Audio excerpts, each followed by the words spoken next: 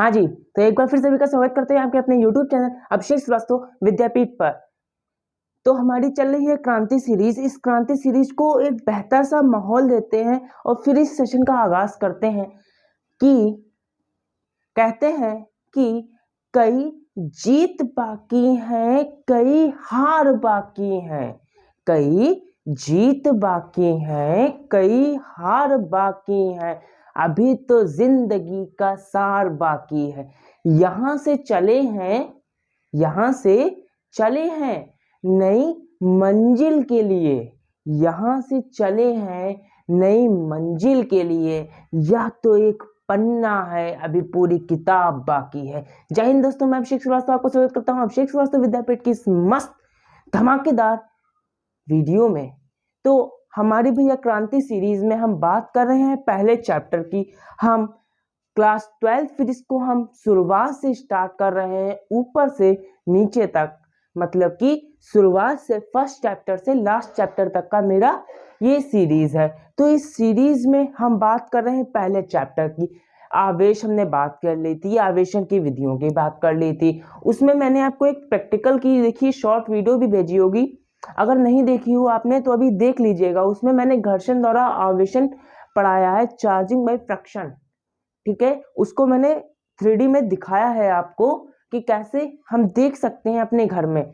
उसके बाद अभी आपका प्रेरण द्वारा आवेशन और चालन द्वारा आवेशन का हमें प्रैक्टिकल अभी करना बाकी है, तो उसको भी जल्दी से फटाफट खत्म करेंगे। उससे पहले आज हमारा टॉपिक बहुत बढ़िया सा है, बहुत बेहतरीन टॉपिक, कूलाम का नियम। कौन सा टॉपिक है? टॉपिक का नाम है कूलाम का नियम। तो जल्दी से हेडिंग लगा लो, कूलाम का नियम, कूलाम्स लॉ, कूलाम का नियम, कूलाम्स लॉ। और जल्दी से इस सेशन को शेयर कर दो, फटाफट सेशन को शेयर कर दो जल्दी से। और लाइक नहीं किया है तो लाइक कर दो और शेयर कर दो। और अगर चैनल पर नए आए हो तो चैनल को सब्सक्राइब भी कर लो। हम पढ़ेंगे आज कूलाम का नियम, कूलाम का नियम, कूलाम का नियम पढ़ेंगे आज हम। बहुत बेहतरीन टॉपिक है, बहुत बेहतरीन टॉपिक है कूलाम का नियम, बहुत ही बेहतरीन टॉपिक है कूलाम का नियम, मतलब कि कूलॉम्स लॉ, कूलॉम्स लॉ, इसको हम इंग्लिश में कह सकते हैं कूलॉम्स लॉ। तो ये क्या कहते हैं, इन्होंने कब कहा, क्यों कहा, किस लिए कहा, क्या जरूरत पड़ी इनको कहने की, ये सब बातें हम करेंगे इस टॉपिक में कूलाम के नियम के बारे में। तो भैया सन 1785 में एक फ्रांसीसी वैज्ञानिक थे कूलाम। सन 1785 में हम लिख दे रहे हैं यहाँ पर, सन 1785 में एक फ्रांसीसी वैज्ञानिक थे कूलाम। कौन थे? सन 1785 में फ्रांसीसी वैज्ञानिक थे कूलाम। फ्रांसीसी वैज्ञानिक, फ्रांसीसी वैज्ञानिक कौन थे? कूलाम। फ्रांसीसी वैज्ञानिक कूलाम थे। उन्होंने क्या कहा? उन्होंने दो बिंदु आवेशों के बीच लगने वाले बल की बारे में बात दिया। दो बिंदु आवेशों पर लगने वाले बल के लिए नियम दिया, एक नियम दिया, जिससे एक हमें सूत्र भी प्राप्त हुआ। तो किसने दिया था? सन 1785 में फ्रांसीसी वैज्ञानिक कूलाम ने एक नियम दिया था। क्या दिया था? बिंदु आवेशों के बारे में दिया था। अब आप कहेंगे बिंदु आवेश क्या होते हैं? तो अगर जिसने हमारी पिछली वीडियोस देखी थी तो हमने कुछ महत्वपूर्ण बातें की थी आवेशों के बारे में। तो उसमें मैंने बताया था आपको कि आवेश, बिंदु आवेश कब होता है? कि जब आवेशों का मान, आवेशों का मान उनकी बीच की दूरी से बहुत कम होता है। आवेशों का मान जो होता है वो उनकी बीच की दूरी की तुलना में बहुत कम होता है, तो उनको हम बिंदु आवेश कहते हैं। क्या कहते हैं? बिंदु आवेश कहते हैं। तो उन्होंने कहा था सन 1785 में फ्रांसीसी वैज्ञानिक कूलाम ने दो बिंदु आवेशों के बीच लगने वाले स्थिर बिंदु आवेशों के बीच लगने वाले बल का एक नियम दिया था, जिसे हम कूलाम का नियम कहते हैं। इस नियम के अनुसार, इस नियम के अनुसार क्या कहते हैं, किन्हीं दो बिंदु आवेशों के बीच लगने वाला आकर्षण या प्रतिकर्षण बल दोनों आवेशों की मात्राओं के गुणनफल के समानुपाती और बीच की दूरी के वर्ग के व्युत्क्रमानुपाती होता है। कुछ समझे? नहीं समझे? तो यह हमारी क्लास चल रही है किसकी? फिजिक्स की। तो इसमें अगर प्रैक्टिकल ना हो, एक्सपेरिमेंट ना हो तो मजा नहीं आता है। फिजिक्स मतलब experiment, physics is equal to experiment. अगर एक्सपेरिमेंट है, उसका प्रूफ है, तो हम इसको मानते हैं। ठीक, तो हम पहले फिगर बना के देखते हैं, उसके बाद आगे बात करते हैं। पहले फिगर बनाते हैं, फिर आगे बात करते हैं। हम भैया यहाँ पर एक्सपेरिमेंट तो कर नहीं पाएंगे, तो हम क्या करें, फिगर बनाते हैं, बस उससे समझते हैं। तो फिगर हमारा है इस तरीके से, देखो इन्होंने नियम दिया था, तो फिगर हमेशा इस साइड बनाया जाता है, राइट साइड में। पहले ध्यान दे देना, फिगर हमेशा राइट साइड में बनाया करिए, चाहे कॉपी हो या कहीं और भी। फिगर हमेशा राइट साइड में बनता है, ध्यान दीजिएगा।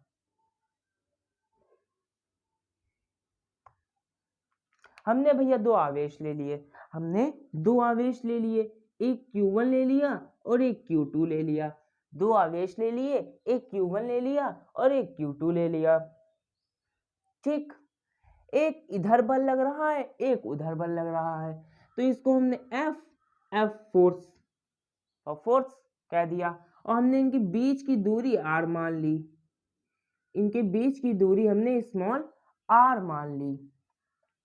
तो कहते हैं कि फ्रांसीसी वैज्ञानिक कहते हैं, हम नहीं कहते हैं, फ्रांसीसी वैज्ञानिक कहते हैं, हमें जो कहना है वो तो हम कह रहे हैं अभी, कि फ्रांसीसी वैज्ञानिक कहते हैं कि दो कूलाम दो बिंदु आवेशों के बीच, दो स्थिर बिंदु आवेशों के बीच लगने वाला आकर्षण या प्रतिकर्षण बल उन दोनों आवेशों के बीच की, उन दोनों आवेशों के लगने वाला आकर्षण या प्रतिकर्षण बल, लगने वाला आकर्षण या प्रतिकर्षण बल उन दोनों के मानों के गुणनफल के समानुपाती, बीच लगने वाला आकर्षण या प्रतिकर्षण बल दोनों आवेशों की मात्राओं के गुणनफल के समानुपाती। मात्राओं के मतलब कि जो F1 होगा, मतलब कि F वो समानुपाती किसके होगा? Q1 इंटू Q2 के, Q1 इंटू Q2 के। क्यों होगा? देखो ऐसे होगा। क्या क्यों होगा? क्योंकि इन्होंने कहा था कि दो बिंदु आवेशों के बीच लगने वाला आकर्षण या प्रतिकर्षण बल उन दोनों आवेशों की मात्राओं के समानुपाती और बीच की दूरी के वर्ग के व्युत्क्रमानुपाती होता है, बीच की दूरी के वर्ग के व्युत्क्रमानुपाती होता है। इसको डाल लो इक्वेशन नंबर फर्स्ट, इसको डाल लो इक्वेशन नंबर फर्स्ट, इसको डाल लो equation number second, equation number first and equation number second. अब उपरोक्त दोनों नियमों को, उपरोक्त दोनों समीकरणों को संयुक्त करने पर, मतलब कि दोनों from equation 1 and 2, from equation 1 and 2 हो जाएगा F समानुपाती Q1 इंटू Q2 और व्युत्क्रमानुपाती R²।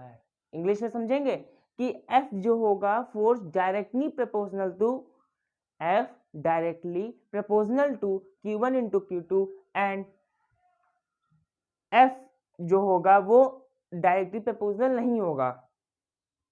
डायरेक्टली प्रोपोर्शनल किसके होगा? Q1 और Q2 के। और F जो होगा व्युत्क्रमानुपाती होगा 1/r² के। मतलब कि इसका मतलब क्या है? जब बीच की दूरी बढ़ेगी, बीच की दूरी बढ़ी तो बल घटा, या जब बल घटा तो बीच की दूरी कम हो गई। यही है इसका मेन टॉपिक। तो जब ये समानुपाती भैया हमें अच्छा नहीं लग रहा, समानुपाती उनको भी नहीं अच्छा लग रहा था और हमें भी नहीं अच्छा लग रहा, तो हम क्या उनके लक्ष्य कदम पर चलेंगे। उन्होंने कहा कि ये हटा दो, उन्होंने कहा ये हटा दो। हमने कहा चलो हटा दो, हमें क्या है, आप जो कहेंगे वो मानेंगे। बराबर का निशान लगाया, एक नियतांक आया के Q1 Q2 अपॉन R²। एक हमने यहाँ पर नियतांक लिया के, और इस नियतांक के की वैल्यू होती है, हर जगह होती है, तो यहाँ पर भी होगी। भैया गुरुत्वाकर्षण का नियम था, उसमें जी की वैल्यू कुछ होती थी, याद है कि नहीं याद है? अब यहाँ पर के है तो के की भी कुछ वैल्यू होगी कि नहीं होगी? होगी, जरूर होगी। तो इस के की वैल्यू है यहाँ पर, देख लो, लिख लेते हैं हम। चूंकि के बराबर होता है 1/4 पाई एप्सिलॉन नॉट। अरे क्या बोला सर? अरे फिर से बोलिए, जरा जरा फिर से बोलिए। एक इसको क्या बोलते हैं? अरे देखो, लिख लो यहाँ पर, इसको हम बोलते हैं एप्सिलॉन नॉट। एप्सिलॉन नॉट या एप्सिलॉन जीरो भी बोल सकते हैं, एप्सिलॉन जीरो भी बोल सकते हैं और एप्सिलॉन नॉट भी बोल सकते हैं।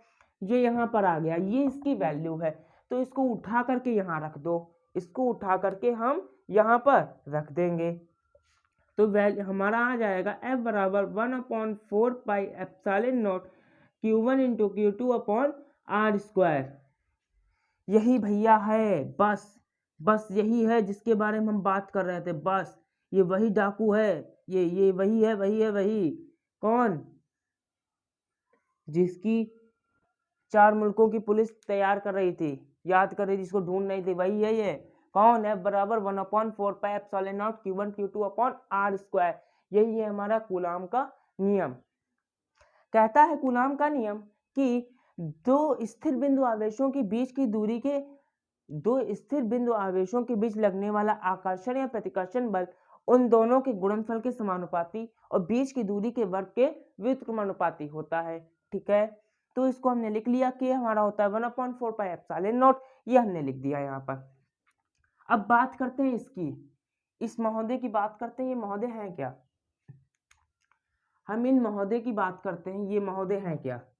ये महोदय हैं क्या, इनकी बात करते हैं। हमने लिया 1/4 पाई एप्सिलॉन नॉट, इसकी बात करेंगे हम। तो ये एक समानुपाती नियतांक है, एक समानुपाती नियतांक है, एक समानुपाती नियतांक है, एक समानुपाती नियतांक है, सीधी बात बताते हैं हम, एक समानुपाती नियतांक है। अब बात करते हैं एप्सिलॉन नॉट, ये कहाँ से आया, ये किस महोदय ने दिया, क्यों दिया, किस लिए दिया, क्या जरूरत पड़ती, यहाँ पर 1 2 3 4 भी तो दे सकते थे। अरे है, इसका नाम भी है, इसका नाम भी है, ये जो है एप्सिलॉन नॉट निर्वात में विद्युतशीलता है। एप्सिलॉन नॉट क्या है? निर्वात में विद्युतशीलता है। किसकी? जो वस्तु होगी उसकी विद्युतशीलता होगी। ये एप्सिलॉन नॉट जो है, एप्सिलॉन नॉट सबकी बात करेंगे। यहाँ पर जो एप्सिलॉन नॉट था वो है निर्वात में विद्युतशीलता, निर्वात में वैद्युतशीलता। ओके, इसका मान होता है 8.85 गुण 10 की घात -12 गुणते 10 की घात -12 कूलाम स्क्वायर बटे newton metre square, coulomb square बटे न्यूटन मीटर स्क्वायर,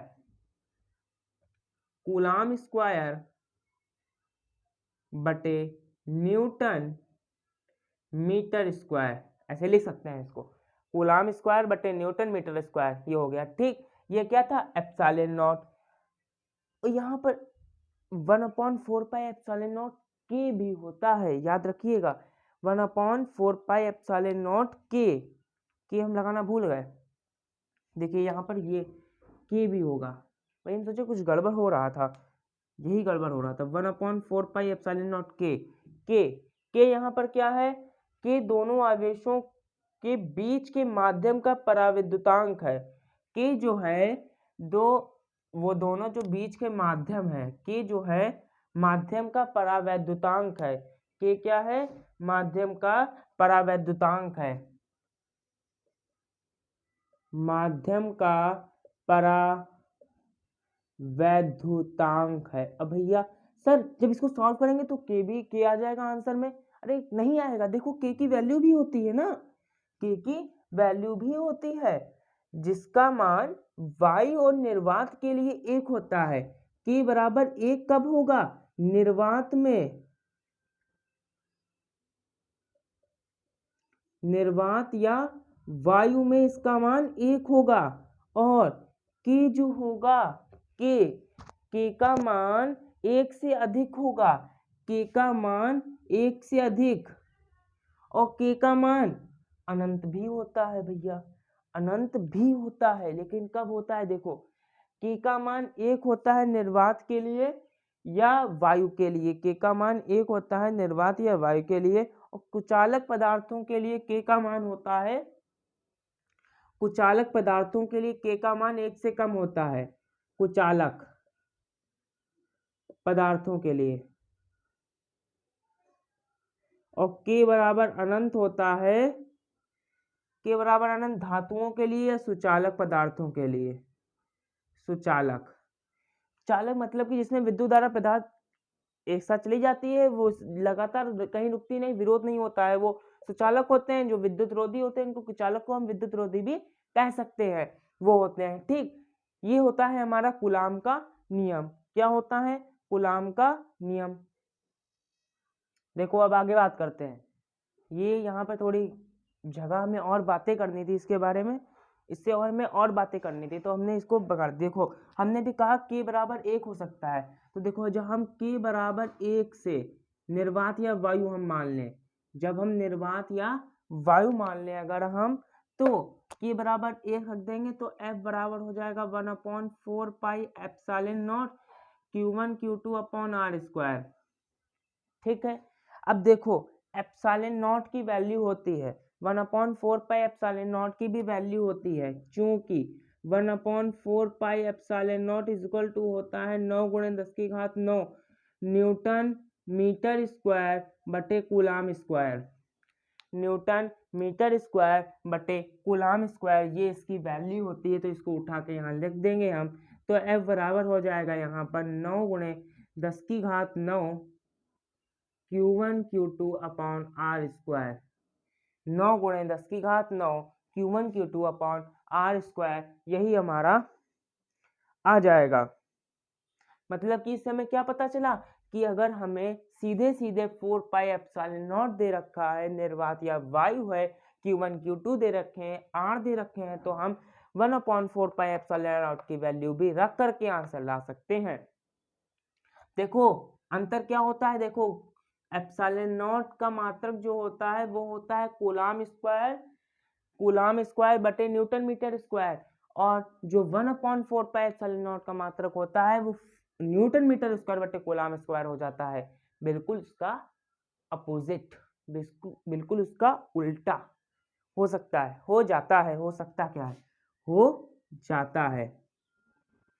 ठीक, अब बात करते हैं एप्सिलॉन नॉट की का मात्रक जो हमने निकाला था उसकी विमा भी बात कर लें। एप्सिलॉन नॉट का मात्रक हम निकाल भी सकते हैं, एप्सिलॉन नॉट का मात्रक जो होता है ये हम निकाल भी सकते हैं। कैसे निकालते हैं देखो, कैसे निकालते हैं देखो, एप्सिलॉन नॉट का मात्रक जब भूल जाओ तब याद कैसे करेंगे, देखो देख लो इधर, देखो यहाँ बात करते हैं एप्सिलॉन नॉट का मात्रक और विमा, मात्रक और विमा की बात करेंगे हम, एप्सिलॉन नॉट की मात्रक और विमा की बात करेंगे। तो देखो एप्सिलॉन नॉट एफ बराबर 1/4 pi epsilon naught Q1 Q2 upon R square होता है, Q1 Q2 upon R square होता है, पक्का है। तो देखो जब f बराबर 1/4 pi epsilon naught Q1 Q2 upon R square होता है तो एप्सिलॉन नॉट बराबर क्या होगा, Q1 Q2 upon R square f नहीं हो जाएगा, हो जाएगा कि नहीं हो जाएगा बताओ, हो जाएगा, हो जाएगा कि नहीं हो जाएगा, जल्दी फटाफट बताओ। अब देखो आगे बात करते हैं, वही देखते हैं कि आपको दिखता है कि नहीं दिखता है। अगर नहीं दिखता होगा तो मेरी मेहनत भी बेकार जाएगी और आपका देखना भी बेकार जाएगा। देखो एप्सिलॉन नॉट बराबर हो जाएगा Q1 Q2 upon R square F है, आर स्क्वायर एफ है। तो देखो Q1 Q2 आवेश हो गए, आवेश का मात्रक कूलाम, तो कूलाम स्क्वायर हो जाएगा बटे एफ का मात्रक न्यूटन और इसका मीटर स्क्वायर हो जाएगा, आ गया वही कूलाम स्क्वायर बटे न्यूटन मीटर स्क्वायर, आ गया कि नहीं आ गया। बस ये हो गया हमारा मात्रक। अब बात करते हैं विमा की, बात करते हैं विमा की, तो देखो यही बात करते हैं विमा। विमा में देखो कूलाम स्क्वायर 2 है तो कूलाम 80 एम्पियर सेकंड होता है, ए और टी 80 और 80 बटे न्यूटन, न्यूटन बल MLT -2, MLT -2 हो जाएगा कि नहीं हो जाएगा, देखो 80 80 MLT -2 हो जाएगा। अब एक और बाकी है मीटर स्क्वायर, तो ये हो जाएगा हमारा L स्क्वायर, मतलब कि L2, मतलब कि L2। अब सही करके लिख दो, इनको ऊपर पहुंचाओ, इनको ऊपर पहुंचाओ, देखो ऐसे आ जाएगा कुछ, m ऊपर जाएगा m -L, m -1 L L3 हो जाएगा ना माइनस का, t ऊपर जाएगा प्लस का हो जाएगा, और 2 ऊपर है ही, 2 2 4 हो जाएगा t की पावर 4, और यहाँ पर a स्क्वायर मतलब A2, m -1 L -3 T4 A2 हो जाएगा हमारा यहाँ पर इसकी विमा। ठीक, और देखो इसकी विमा हो गई है। अब इसी ये देखो इसको उल्टा होता है, तो इसकी अगर विमा निकालें, अगर हम इसकी निकालें विमा, तो इसकी उल्टा हो जाएगा। देखो जहां पर हमने ये लगाया था, जहां पर प्लस का है वहां माइनस हो जाएगा, m हो जाएगा, यहाँ पर L3 हो जाएगा, यहाँ पे T -4 हो जाएगा, और यहाँ पे L -2 हो जाएगा। करके देख लीजिएगा, यही आएगा बस। ये यहाँ पर इसकी विमा हो जाएगी, ये इसकी विमा हो जाएगी। तो यहीं पर हमारा टॉपिक खत्म होता है, कूलाम का नियम।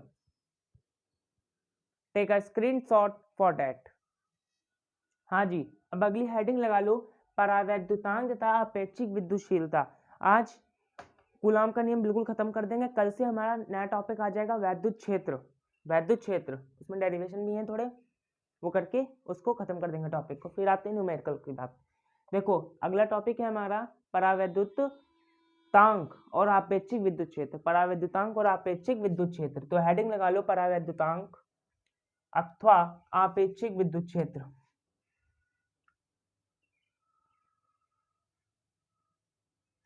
परावैद्युतांक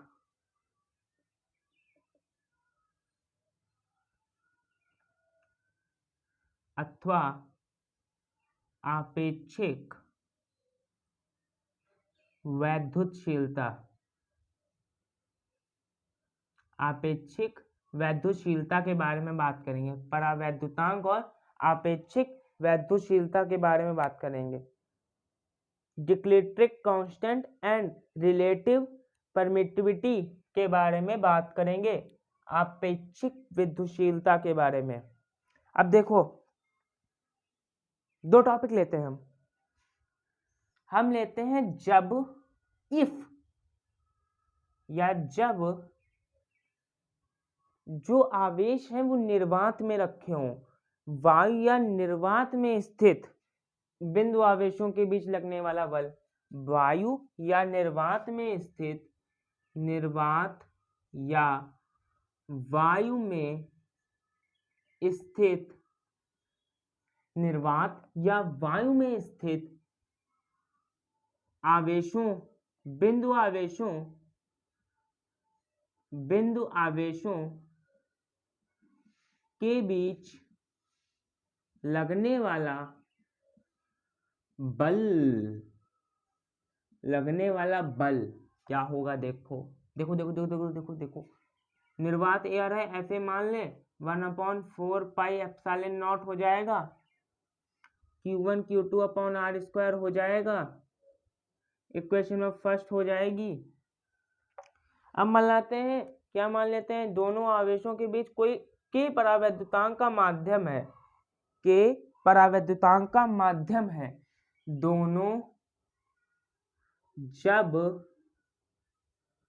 दोनों आवेशों के बीच, जब दोनों आवेशों के बीच क्या हो, जब दोनों आवेशों के बीच क्या, जब दोनों आवेशों के बीच के परावैद्युतांक का माध्यम हो, माध्यम हो, तो क्या करेंगे, देखो क्या करेंगे, तो हमारा हो जाएगा एफ एम बराबर हो जाएगा 1/4 पाई एप्सिलॉन, हमने कहा है epsilon Q1 Q2 upon R square.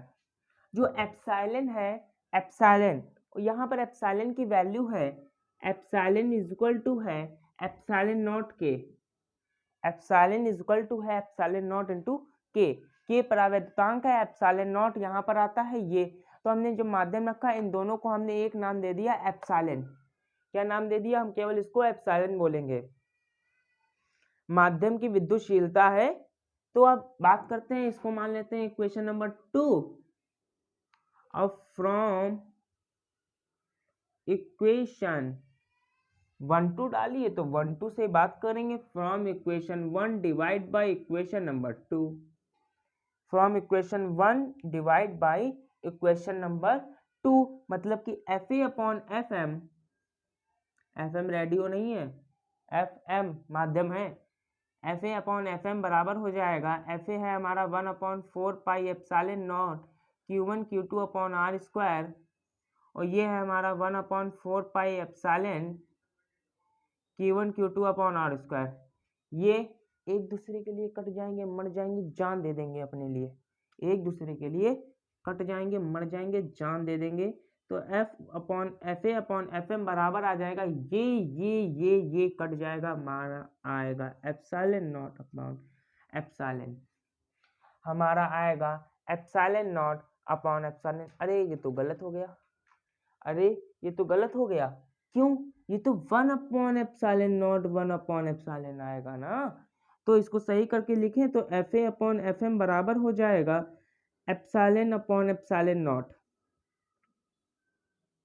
ये अगर हम कोई माध्यम है उसके बारे में बात कर सकते हैं, ठीक, और बराबर ये हम इसको कह सकते हैं के और के और एप्सिलॉन नॉट आर के कह सकते हैं हम, या एप्सिलॉन नॉट आर कह सकते हैं। बराबर के कैसे हुआ, जरा ध्यान दीजिएगा, जरा इस बात पर ध्यान दीजिएगा कि कैसे हुआ। देखो एप्सिलॉन बराबर एप्सिलॉन नॉट है, तो देखो एप्सिलॉन अपॉन एप्सिलॉन नॉट करते हैं, अगर हम एप्सिलॉन अपॉन एप्सिलॉन नॉट करते हैं तो एप्सिलॉन नॉट की वैल्यू क्या है, एप्सिलॉन नॉट के अपॉन एप्सिलॉन नॉट, तो ये कैंसिल हो जाएंगे, इज इक्वल टू के आ जाएगा, तो ये चीज हमने यहाँ पर रखी है, ठीक, तो यहाँ पर परावैद्युतांक की विद्युतशीलता आ गई, ठीक, तो यहीं पर हमारा ये टॉपिक मक्खन होता है। और कुछ बाकी है, रुक जाइए जरा 5 मिनट देखते हैं, कुछ बाकी है क्या। कूलाम का नियम हो गया, विद्युतशीलता हो गई,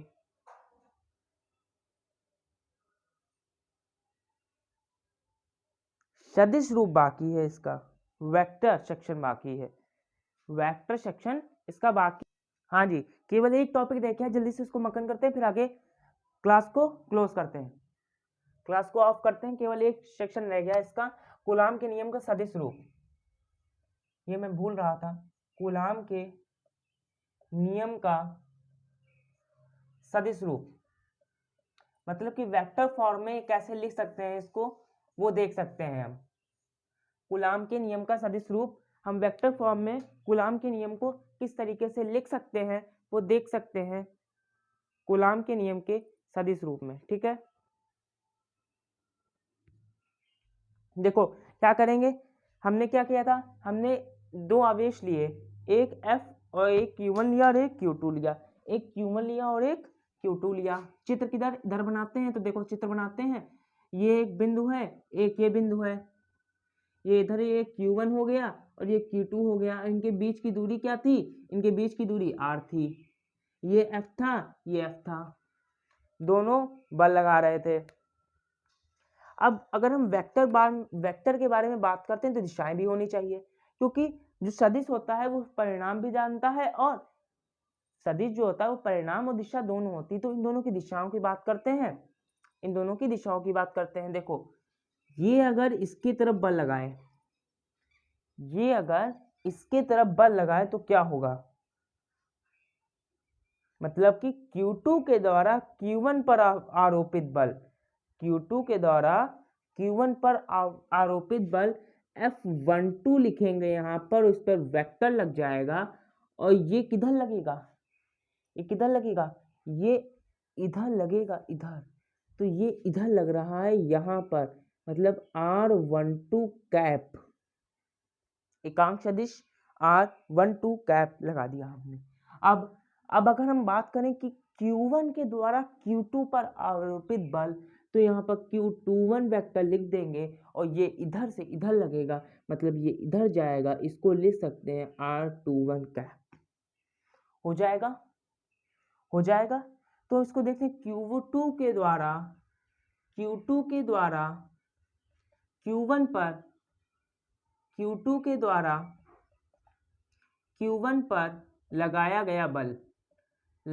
गया बल, जल्दी फटाफट खत्म करते हैं। F12 वेक्टर बराबर हो जाएगा, F12 vector 1/4 pi epsilon naught Q1 Q2 upon R square. हम वेक्टर फॉर्म की बात कर रहे हैं, तो वेक्टर फॉर्म में यहाँ पर हमें आपको कहीं पे दिशा दिख रही है, दिख रही है कहीं दिशा, नहीं दिख रही है, तो हम दिशा देखते हैं कैसे। हम यहाँ पर एक एकांक सदिश लेके आते हैं R1 कैप, R12 कैप जो हमने लिया था, जो Q2 के द्वारा Q1 पर लग रहा था।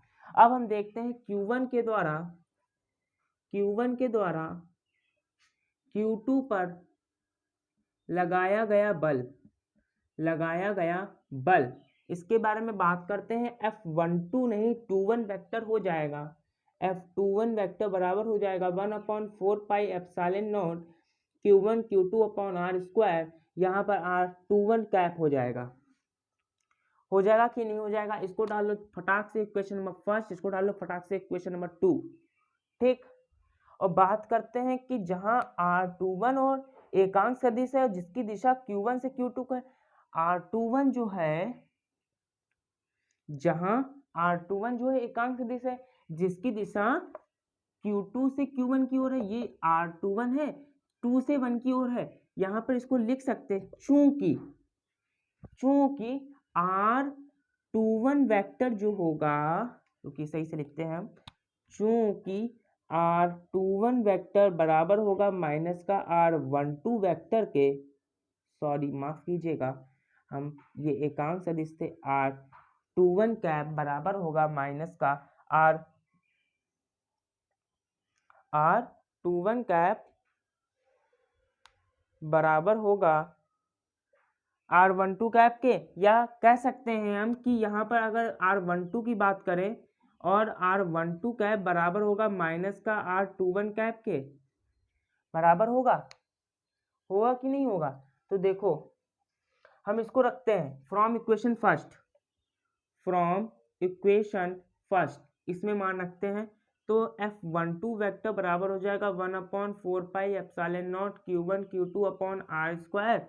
R12 का वेक्टर बराबर है माइनस का R21 कैप के, R12 कैप बराबर है माइनस का R21 कैप के, है कि नहीं है। तो ये माइनस इधर आ जाएगा, F12 वेक्टर बराबर हो जाएगा 1/4 पाई एप्सिलॉन नॉट माइनस का Q1 Q2 upon R square R21 cap.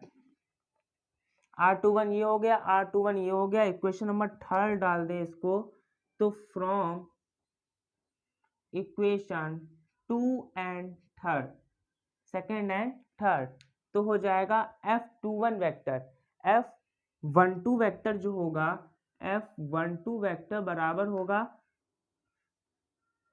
Minus का, ये वैल्यू जो है यहाँ पे लिखते हैं फ्रॉम इक्वेशन सेकेंड, इसमें लिखते हैं फ्रॉम इक्वेशन सेकेंड, ये वैल्यू इसकी है, तो माइनस का R F21 वेक्टर हो जाएगा।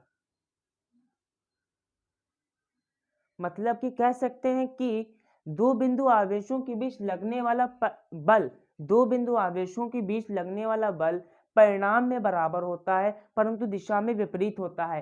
परिणाम में बराबर होता है परंतु दिशा में विपरीत होता है। अतः कूलाम का नियम जो होता है वो न्यूटन के तृतीय नियम का पालन करता है। न्यूटन के तृतीय नियम का पालन करता है। अतः कूलाम का नियम न्यूटन के तृतीय नियम का पालन करता है। ठीक, बस यहीं पर समाप्त होते हैं। पालन करेगा या करता है ये लिख सकते हैं आप। तो आज के सेशन को यहीं पर समाप्त करते हैं। मिलते हैं नेक्स्ट वीडियो में। नेक्स्ट वीडियो में हम बात करेंगे वैद्युत क्षेत्र के बारे में। ये चीज समझ गए होंगे आप लोग, नहीं समझे तो कमेंट में बता दीजिएगा, मैं अगली क्लास में इसको सही से बता दूंगा। ठीक है, तब तक के लिए खुश रहिए, मस्त रहिए, धन्यवाद। तब तक के लिए खुश रहिए, मस्त रहिए, धन्यवाद। ठीक है, यहीं पे कुछ प्रॉब्लम रह गई है तो बता दीजिए। यहाँ पर F12 बराबर हो जाएगा F21 वेक्टर के,